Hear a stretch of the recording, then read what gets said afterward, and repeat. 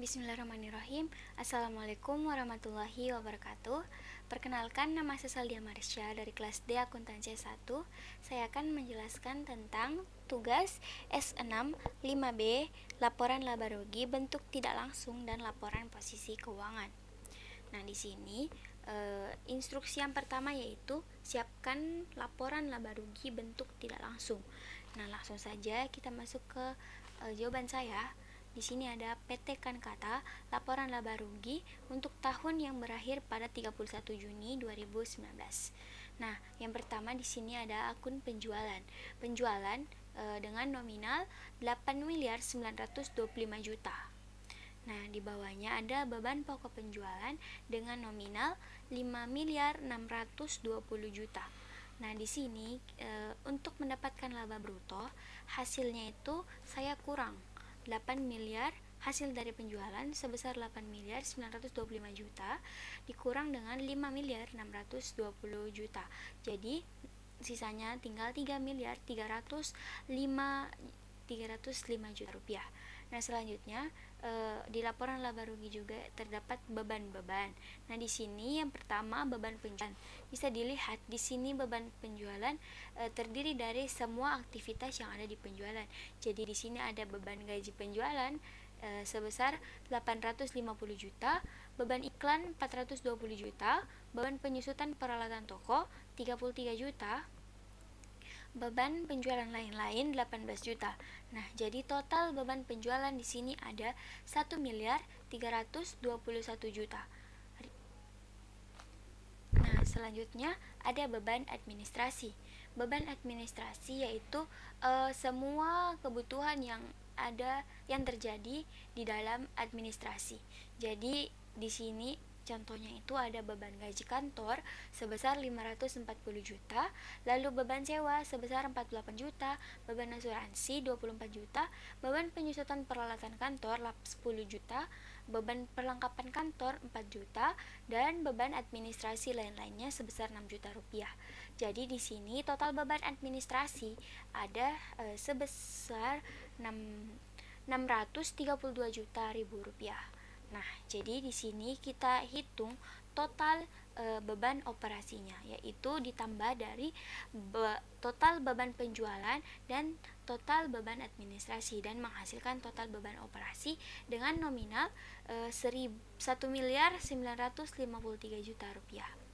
Nah, di sini untuk mendapatkan laba operasi kita kurang hasil dari laba bruto dikurang dengan hasil dari total beban operasi. Jadi 3.305 juta rupiah dikurang 1.953 juta rupiah. Jadi total laba operasi sebesar 1.352 juta ribu rupiah. Nah, di sini belum selesai laporan laba rugi.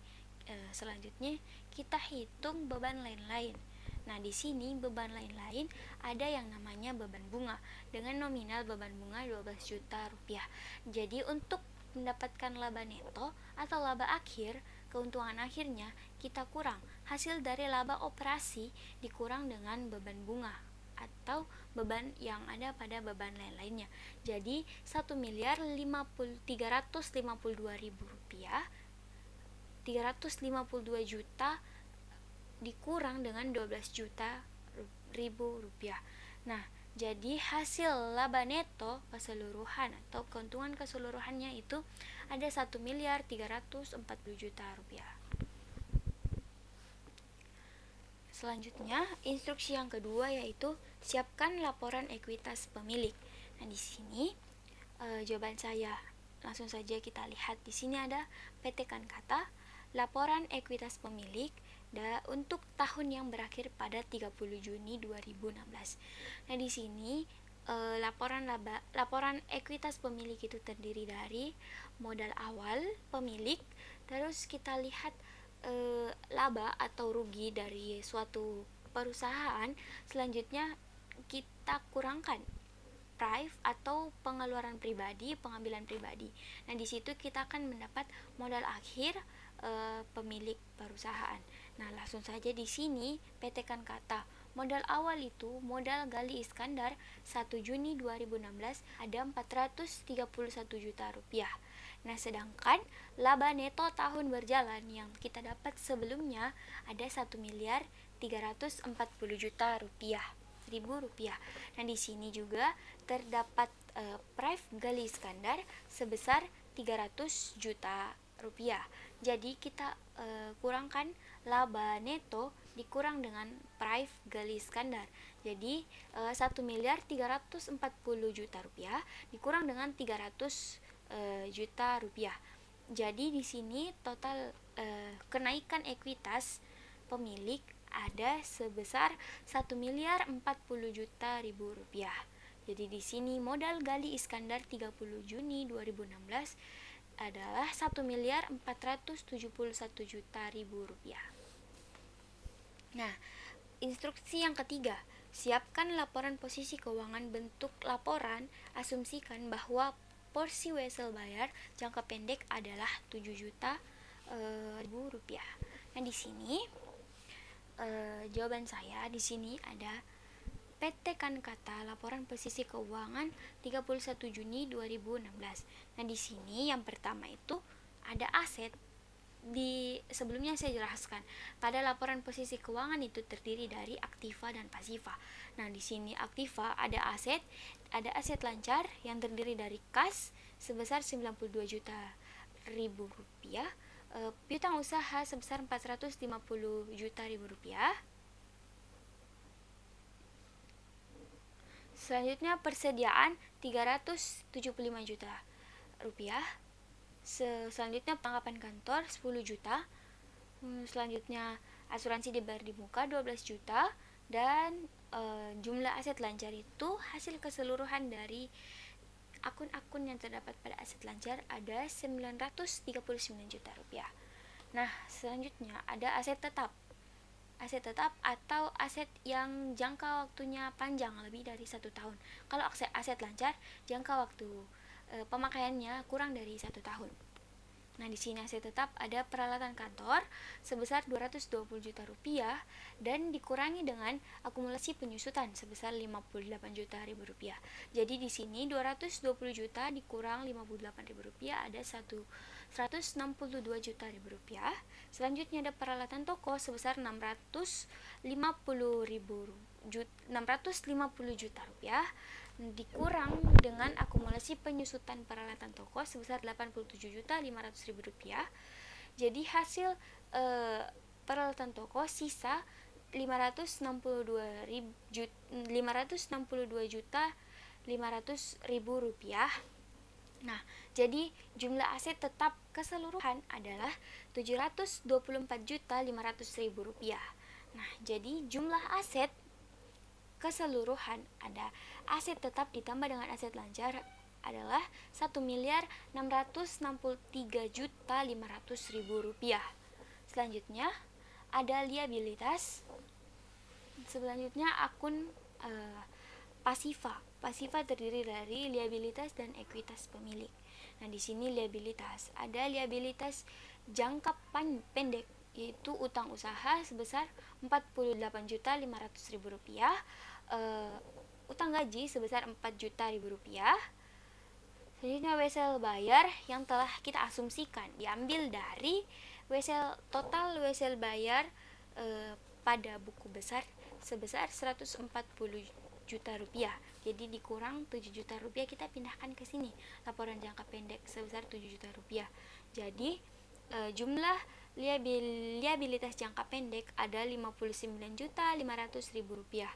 Sedangkan liabilitas jangka panjang ada sebesar di sini ada wesel bayar yaitu 133 juta yang dimana tadi saya jelaskan sebelumnya 140 juta dikurang dengan 7 juta rupiah karena kita pindahkan ke jangka pendek sebagian.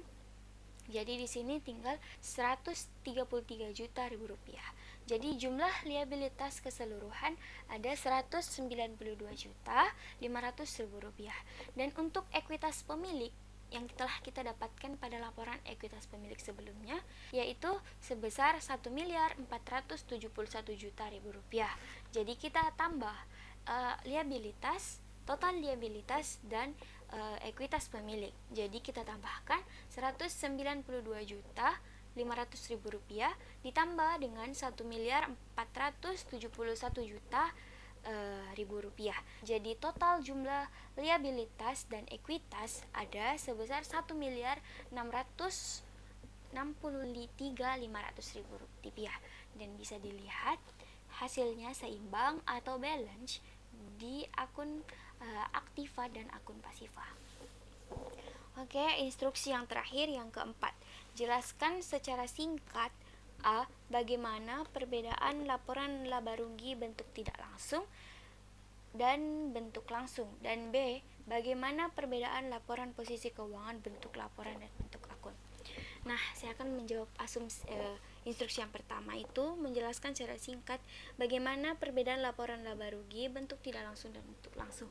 Nah, untuk laporan laba rugi bentuk tidak langsung atau multiple step income statement berisi beberapa bagian, yaitu ada subbagian dan subjumlah.